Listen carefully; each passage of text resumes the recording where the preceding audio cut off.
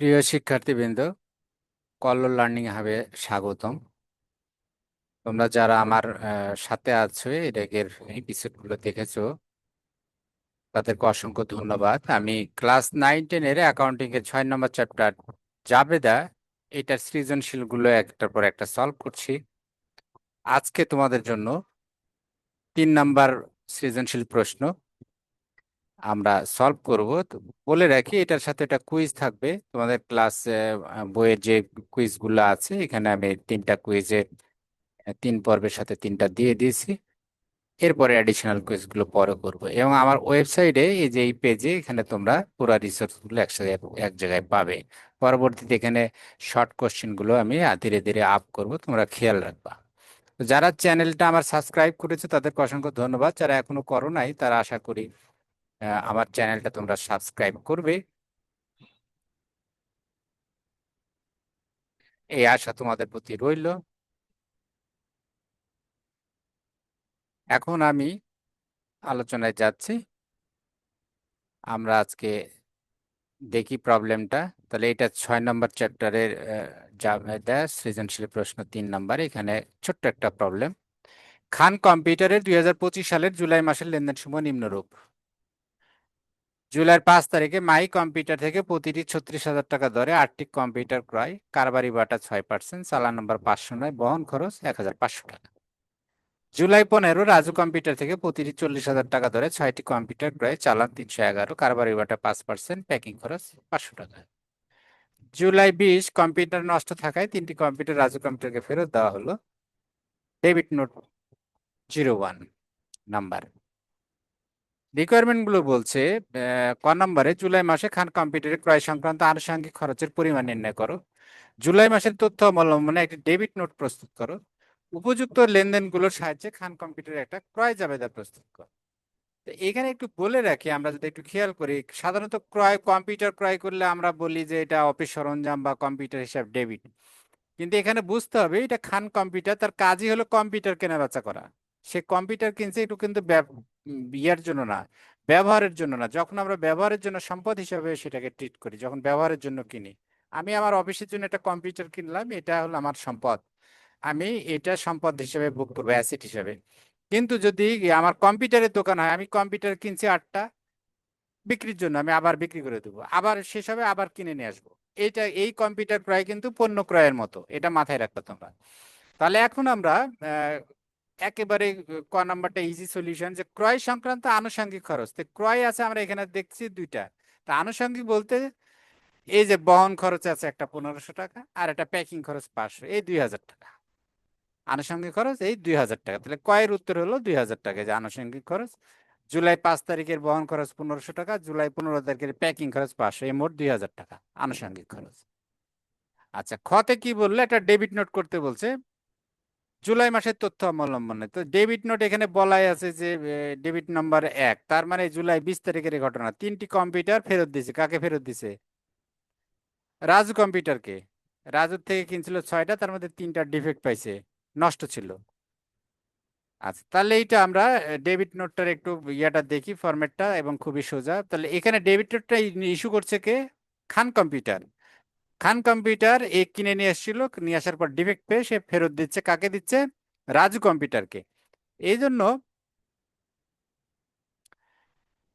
Debit note number 1, এটা হলো standard format. তারিখ হলো 20 তারিখে, যে তারিখটা ছিল 20 তারিখ, এই যে এখানে 20 তারিখে ফেরত দিয়েছে। তো তারিখের জায়গায় আমরা 20শে জুলাই এখানে রাখলাম। এখানে খান কম্পিউটারের একটা অ্যাড্রেস লাগবে, আমি রাজশাহীর অ্যাড্রেস দিলাম একটা।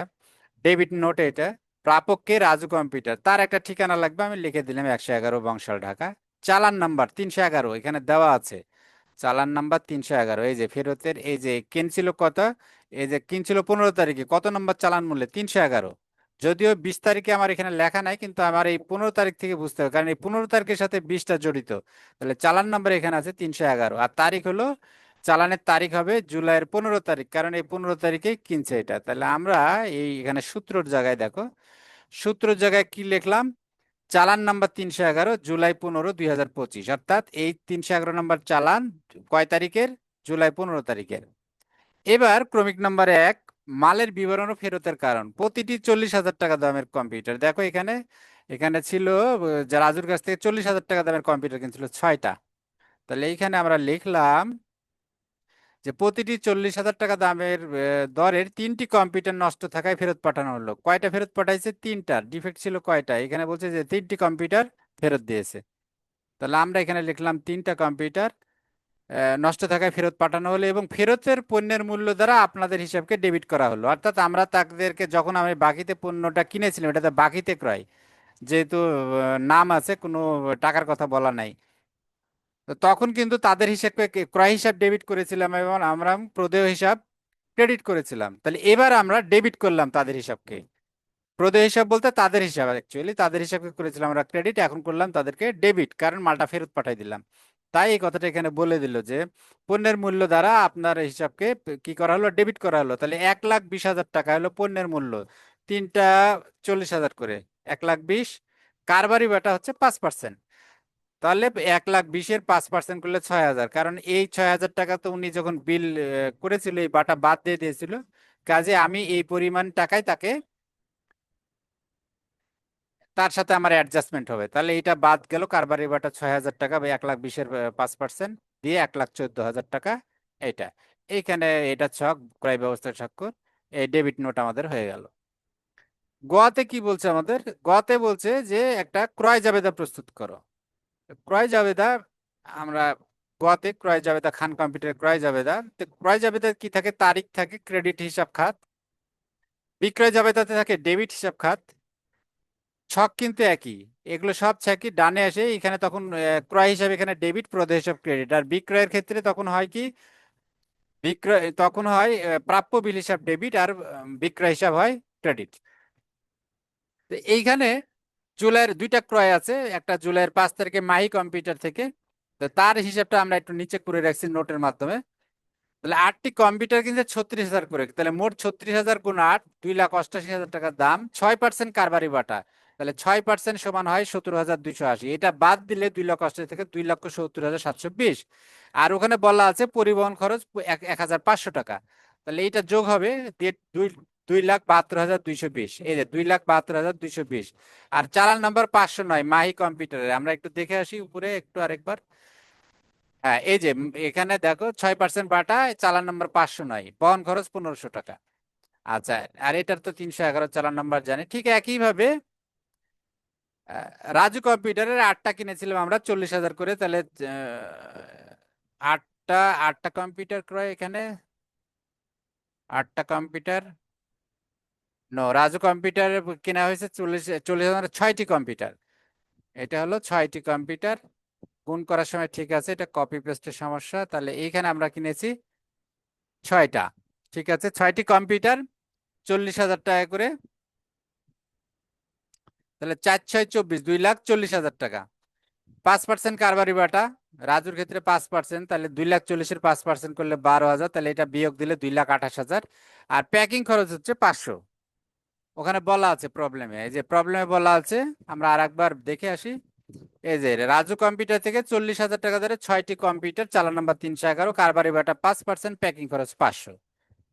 তাহলে আমরা এখানে যোগ করে নিলাম, প্যাকিং খরচও যোগ করলাম 500। এই আগে 2,40,000 থেকে 12,000 বাদ দিলাম, 2,28,000 হলো, 500 যোগ করলে 2,28,500।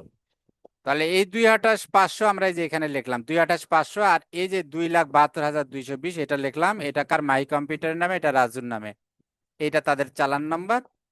তো এই ছিল প্রবলেম, ছোট্ট একটা প্রবলেম। আশা করি তোমরা ক্লিয়ার বুঝতে পেরেছো। এরপরে যদি কারো কোনো জিজ্ঞাসা থাকে আমাকে কমেন্টের মাধ্যমে জানাতে পারো, এবং তোমাদের স্পেসিফিক কোনো প্রবলেম থাকলে অন্য চ্যাপ্টারে বা অন্য বিষয়ের আমি হেল্প করব সেটাকে সলভ করে দেওয়ার।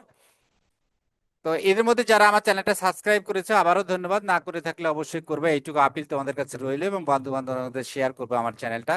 থ্যাংক ইউ ভেরি মাচ, আবার দেখা হবে নতুন পর্বে। আল্লাহ হাফেজ।